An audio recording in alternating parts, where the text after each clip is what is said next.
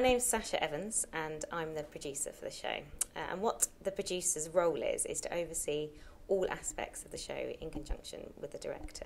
So where the director is responsible for looking after what's on stage, the producer is responsible for everything else that happens for the show and for the tour as well.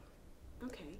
So, for instance, for people who might not even know what that could even include, what did you have to do to prepare for the first day of rehearsal? Okay, so for the first day of rehearsal, we had to make sure there was a rehearsal space, which was quite important. But a lot of work happens before the actors even get into the rehearsal room.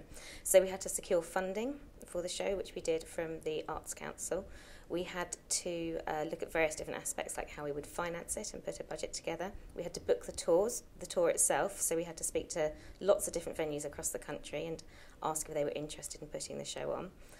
We had to create a leaflet, we had to do lots of different aspects of marketing, we had to start thinking about press, so there were lots and lots of things that had to happen before the actors turned up. So it sounds like you have to do a lot of things and work with a lot of different people. Absolutely. It is ultimately the producer's responsibility to make sure that the finances for the tour work out and that people can come and see it. So I see a lot of my role as being marketing and press, and then in terms of the financial aspect as well. The second thing that often is different for different producers is that the role of the producer, particularly on a show like The Winter's Tale, is really about facilitating the director's artistic vision.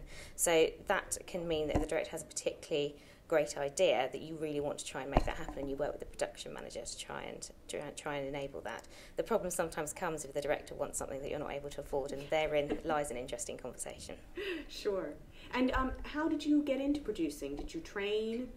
How did you come to be a producer? I didn't train as a producer. In fact, I didn't go to university. I finished at my A-levels. I did do a theatre studies A-level, and then I had my very first job was working at the Royal Opera House as an education assistant. And then I've done lots of different things from then. I worked in the city for a long time. I got a lot of business experience.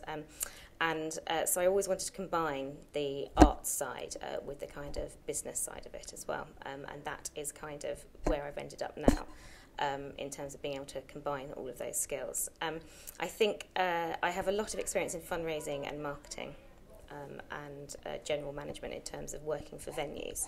And the interesting thing about the producer is that because it's such a multifaceted role, to be able to get experience in things like press and marketing and fundraising is really important.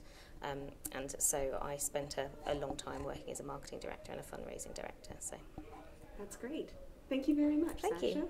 Thank you.